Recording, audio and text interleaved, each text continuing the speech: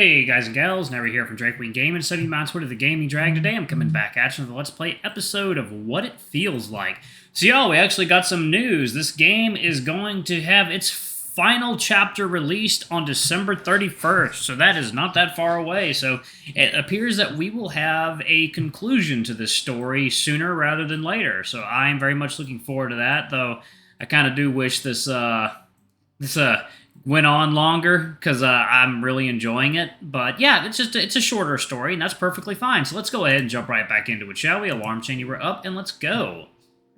Did I pause right there? I think I did. Since when do we kiss so casually? The reality of our situation becomes apparent in a split second. Staring into his eyes, was it really just a month ago that we were right here, complete strangers? The fire in his eyes when he proposed our plan, has it died out? No. Maybe I'm wrong, but there's something different in the way he holds me now than he did back then. Something different in the way he looks at me, talks to me. We were fighting towards something all this time. There was something we both desperately wanted. Right here? Right now? I can't remember what I could have possibly wanted more than him. He drives away. An intense feeling of deja vu invades my head as I watch him go, standing there in my driveway. The streetlights flicker, as if asking for my attention, and looking up, the moon shines down on me, greeting me with a smile I haven't seen in a while. The grin that promised me something new now seems to smile with a different type of pride. I close my eyes, returning its smirk, because I know exactly what it's telling me. Told you.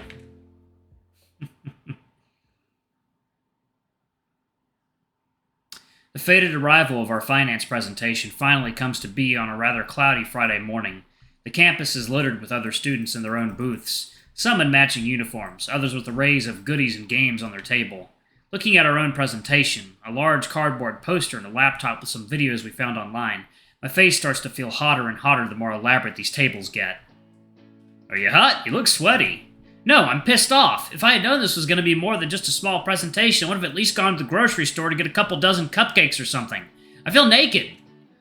Don't feel naked. These guys are just going all out because they're valedictorians or part of the student council. They've got shit riding on their shoulders, so they're kissing a little ass. We should be kissing a little ass, too. If I have to retake this class, my dad's never going to let me out of the house again, or worse. He'll cut your allowance in half?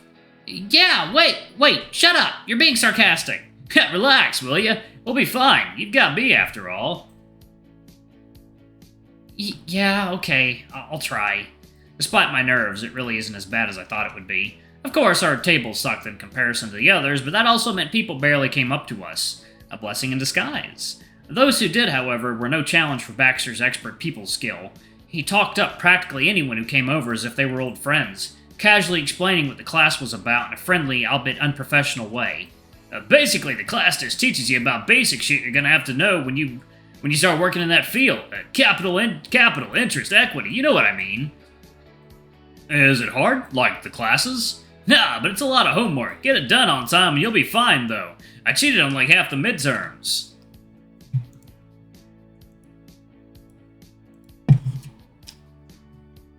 I think I'm gonna have to tag in soon enough.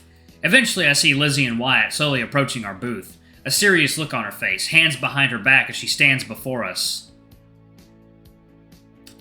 Mylo Bartholomew Russo.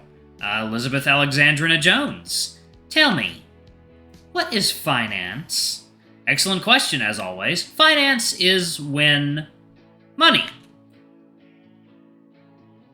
And there you have it. Fascinating. Wouldn't you agree, dear? Quite. Indubitably? Good one. How's it been going? Is business booming? You could say that. You two haven't seen Mr. Hopkins around, have you? I'm scared he'll take one look at our table and give us an F. Tell Mylo he's overreacting. When is he not? I'm right here. Seriously, though, Mr. Hopkins is chill. You guys don't have to worry about passing. What we should be worrying about is what we're going to be doing next week. Any ideas? Don't you two have that anime con thing? It's Comic-Con. Yeah, I'm going. Why the hell did you remind me? Now I have to find a costume. That sounds kind of fun. We could dress up too, Russo. Batman and Robin? Only if I'm Batman. No dice then. I'm Batman. Darn. At least most superhero men have a full set of clothes. I might as well just go in my underwear and say I'm Harley Quinn or something. Yeah. You've got the crazy part down. And the blonde hair. And all I'm missing is a bat. She's kidding, I think. It'd be cool if you guys went too. Just let us know. We'll make a day out of it. It'll be fun. Well, we'll let you know then. I think I would seriously like to go, though. You don't even like superheroes. I think Deadpool's awesome, and besides, it's an excuse to see you in a costume. No shot we could get you some fishnets and say you're Black Canary? Not in your life. Why don't you wear the fishnets? I wouldn't mind, but it's more fun if I get to slip them off of you instead. Is that something you're into? Maybe. I'll keep that in mind. Oh yeah? Then maybe we could... Baxter! The booming voice makes us both jump, and a few yards away, Baxter's coach beckons for him to head over there. Ugh, mood killer. This might take a while. You gonna be okay on your own for a bit? Yeah, of course. Go on ahead.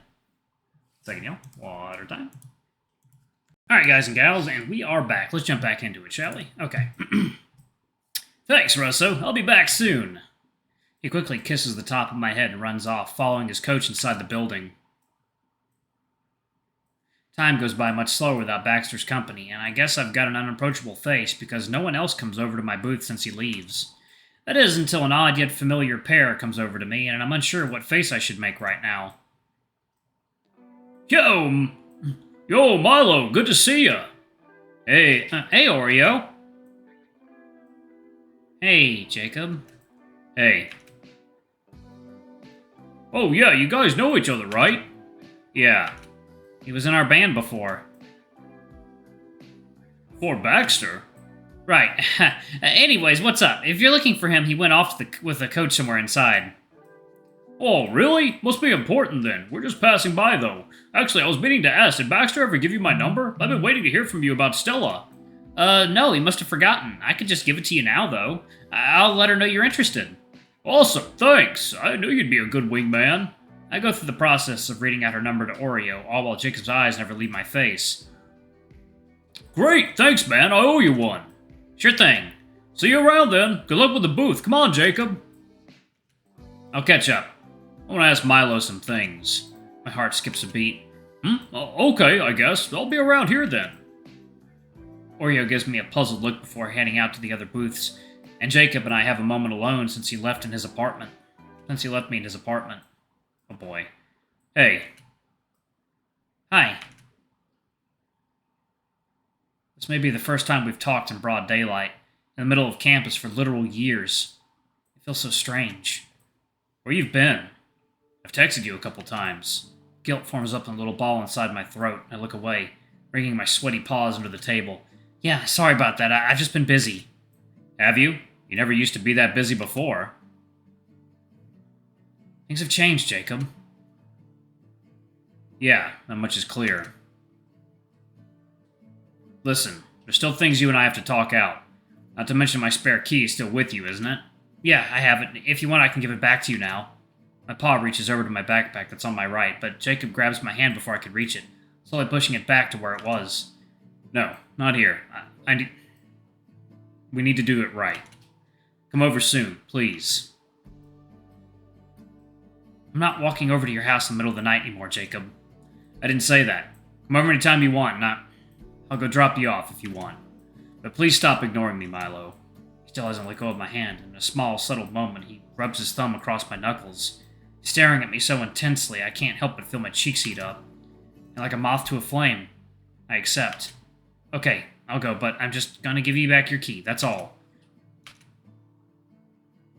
Alright, thank you. I'll see you then. He lingers there for a moment, but then drops my hand and leaves to catch up to Oreo. I cradle my paw against my chest, thinking about what might happen if I go tomorrow. Would he apologize? Say he wants me back? Try to rope me into another clandestine encounter? Maybe. Jacob's capable of all that, but in my heart I think I know that whatever happens, it'll just end up feeling wrong. Baxter has completely changed me. Stella's question at the party comes back to my mind. If you had to choose one of them, who would you choose? At the time, I couldn't give her an answer, but now my feelings, they feel clear. I choose Baxter. I choose him over and over and over again. Because The other booths seem to be packing their things up for the time being. It's lunchtime. The campus is emptying out, and the students just want to go home for spring break. If I stepped away for a second to look for him, it'll be fine, right? Taking everything with me except for the cardboard poster, I head inside the building looking for Baxter. Surely Mr. Hopkins won't mind if he and I took a little lunch break. A strange, anxious feeling starts to build up inside me. Is it because of how I feel for him right now? How it feels like if I had just one more conversation with him, I'll blurt out how much I like being around him? How badly I want to stop pretending? A voice inside is telling me to do it. Do it. Tell him how you feel. You know he likes you back, don't you? Don't you be stupid to think otherwise. He met your parents. He stood by you at your lowest points, and he's your best friend. You love him, and he loves you. A giddy smile threatens to spread across my face as I walk faster. Yeah, I love him. I love him. And the stars in the sky are telling me he loves me too. I just had to tell him, make things official. I don't know. I stop dead in my tracks. To my right, behind the metal double doors that leads to a quiet, lonely staircase, is the familiar voice of my boyfriend. Maybe I heard wrong? I'm telling you, it's complicated. Is it? My heart picks up the pace. There's no doubt it's him. He's with Dahlia. Before I can stop myself, I slowly push one of the doors open, so careful and quiet that it doesn't make a sound. Up the stairs, Dahlia's small frame is just barely in view, and just outside my vision, right in front of her, is Baxter. Is that fucking hay under the staircase? What the fuck? That's weird. Up the stairs, Dahlia's small... Okay, bye. It is. Hey, do you think that's that easy for me to choose? You've led me on for so long, and now it's different? I don't know. Maybe you're right. It is complicated, but I think I know how I feel, Bax. Every time you're gone, it feels wrong. My mind's made up, so now the choice is on you. Is it me or him? Blood pulses through my ears so quickly and loud that I feel like it's echoing through this quiet staircase. With every moment that passes, I tremble a little harder, wondering what he's going to say, what his choice is.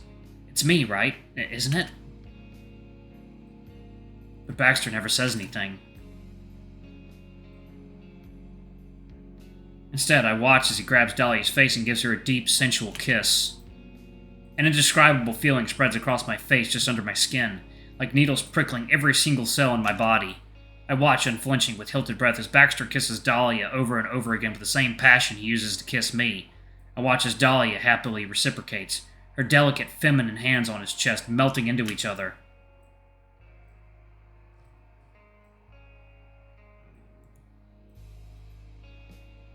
Yeah, I'm gonna pause it right there, y'all. I gotta get ready for work. Oh boy. Well, I mean, he still thinks that you're possibly doing it just to get with Jacob, so you gotta give him a reason and let him know that you are in fact very serious about this relationship. So do it. Stop making excuses. Do it. Anyway, thank y'all so much for watching. I love you all, and I'll see y'all in the next video. Bye bye.